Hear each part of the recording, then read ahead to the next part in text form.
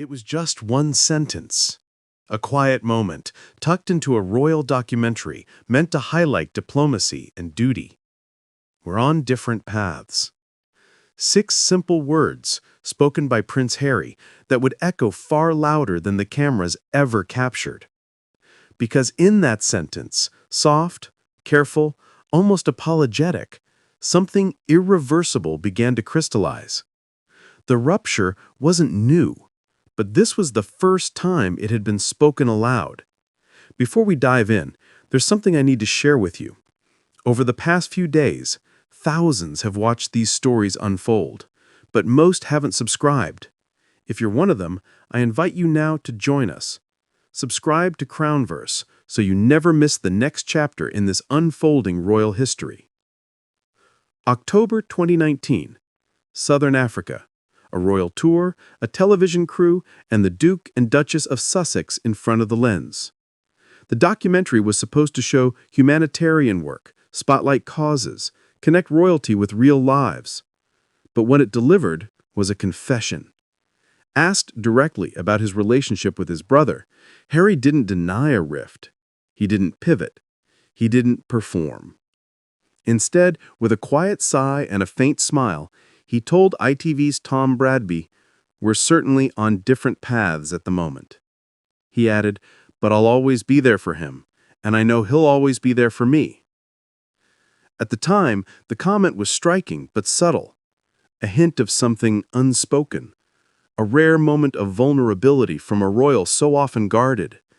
And yet, looking back, it feels like a turning point. Because nearly 6 years on, those paths have only grown further apart. Today, Prince William and Prince Harry are not simply walking separate roads. They appear to be navigating different worlds, one defined by royal duty, the other by defiance. They have not appeared together publicly since August 2024 at the funeral of their uncle, Lord Robert Fellows. And even then, they did not speak. The coronation of their father, Charles III, in May 2023, offered another moment of potential unity, but it passed with distance. William stood beside Catherine, his children at his side, the future clearly drawn. Harry arrived alone, seated in the third row, and departed before the ink on the official portraits had dried. So how did we get here? To answer that, we must return to the seeds of division, to 2018, perhaps earlier, when whispers of tension began to shadow the House of Windsor. According to reports and Harry's own accounts in interviews and memoir, the early days of his relationship with Meghan Markle raised concerns within the family.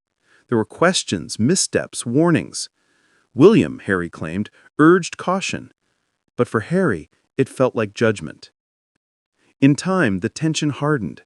Meghan felt unsupported. Harry felt isolated.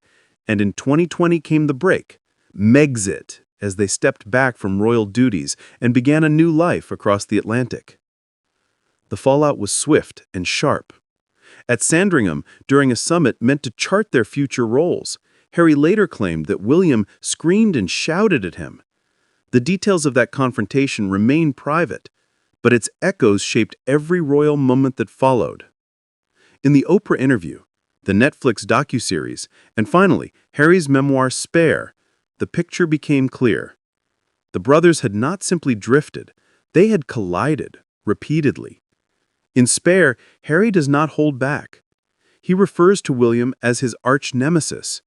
He recounts a physical altercation, a moment where, during a heated argument, William allegedly shoved him, causing him to fall and injure himself on a dog bowl.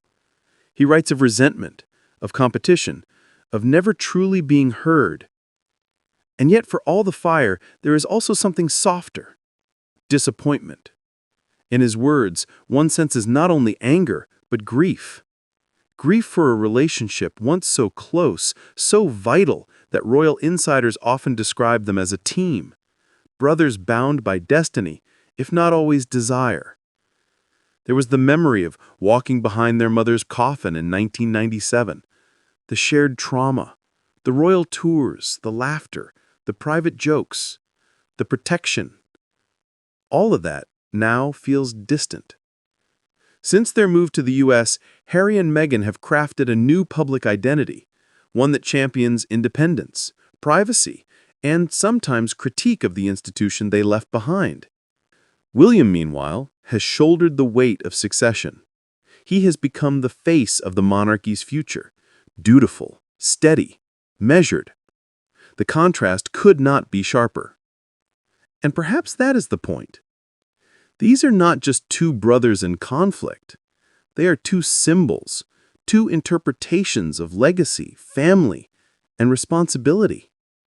And the monarchy cannot hold both narratives equally. On public events, their separation is carefully managed. At Queen Elizabeth II's funeral, they walked side by side in the procession, a moment some hoped signaled healing. William reportedly allowed Harry and Meghan to take their seats first at Windsor Castle, a gesture many called gracious. But the warmth never returned. At Lord Fellowes' funeral in 2024, there were no such gestures. No public exchange, only the silence that now defines them. Behind the scenes, opinions vary. Some former royal staffers believe reconciliation is still possible. They remembered the young princes, the jokes, the loyalty, the bond. Grant Harold, who worked at Highgrove, once described them as inseparable. He remains hopeful. Others are not so sure. Royal author Tom Bower has said reconciliation is totally unrealistic. The wounds, he argues, are too deep. The damage, not just personal, but institutional, too great. And then there is Kate. In Spare, Harry's criticisms extend beyond William. He speaks of tension with the Princess of Wales, of coldness, misunderstandings, a complex dynamic that, some believe, further complicates the path to peace. For William, it may no longer be about forgiveness. It may be about stability. As future king, he cannot afford unpredictability. He cannot invite vulnerability into the inner circle, not when the stakes are so high. And for Harry, it may no longer be about return. He has built a new life, one with freedom, one with his own voice, a voice that he has used to speak his truth, even if that truth has fractured his family. So where does this leave us? In a monarchy built on image, unity matters. Fractures are not just emotional, they are existential. The public looks to the royal family as a symbol of continuity, of togetherness. When that image is shattered, it raises questions not just of character, but of purpose. And yet in this moment, the crown endures. William rises, Charles reigns, Anne serves, and Harry watches, from a distance, as the institution he was born into moves forward without him. There is no official exile, no proclamation, but the silence is telling.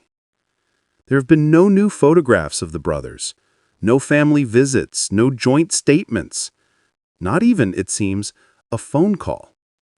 Time passes, milestones arrive, children grow, and still, the paths diverge. So perhaps the most haunting part of Harry's 2019 comment is not its honesty, but its accuracy. They were on different paths then. And now, they may never cross again. If you enjoyed this journey into the hidden world of the crown, don't forget to like, subscribe, and join us here on Crownverse, where royal history lives on.